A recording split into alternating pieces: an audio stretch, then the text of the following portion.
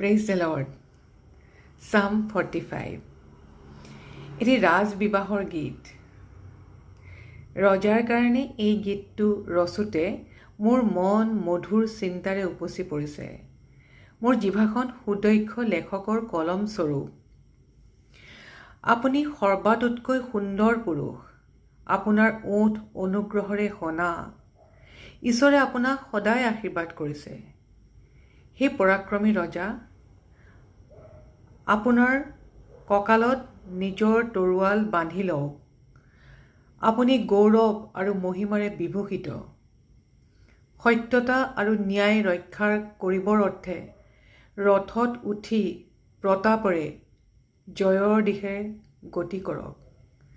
আপোনাৰ সোঁহাতে আপোনাক ভয়ংকৰ কাৰ্যৰ শিক্ষা দিব।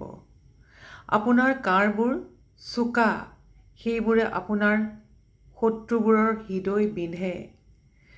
জাতিবোৰ আপোনাৰ ভৰিত পৰে। যি ৰাজ্য ঈশ্বৰে আপোনাক দিছে, সেই ৰাজ্য চিৰকাল থাকে। আপুনি ন্যায়েৰে আপোনাৰ প্ৰজাবোৰৰ ওপৰত ৰাজত্ব কৰে। আপুনি ধাৰ্মিকতাত সন্তুষ্টি পায়, দুষ্টতাক ঘৃণা কৰে।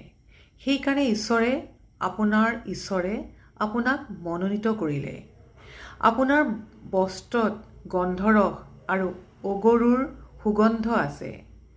হাতী দাঁতেৰে সুসজ্জিত ৰাজপ্ৰসাদৰ ভিতৰত বাদ্যকৰসকলে আপোনাক আনন্দ দিছে। আপোনাৰ ৰাজপ্ৰসাদৰ মহিলাসকলৰ মাজত ৰাজকন্যাসকল আছে আৰু আপোনাৰ সিংহাসনৰ সোঁহাতে নিভাঁজ সোণৰ অলংকাৰ পিন্ধি ৰাণী থিয় হৈ আছে। হে মোৰ জীয়াৰী, মই কি কৈছো শুনা। তোমাৰ নিজ লোকবিলাকক আৰু পৰিয়ালবৰ্গক পাহৰি যোৱা। আমিন। Thank you, Jesus. Thank you, Holy Spirit of God. Psalm 45.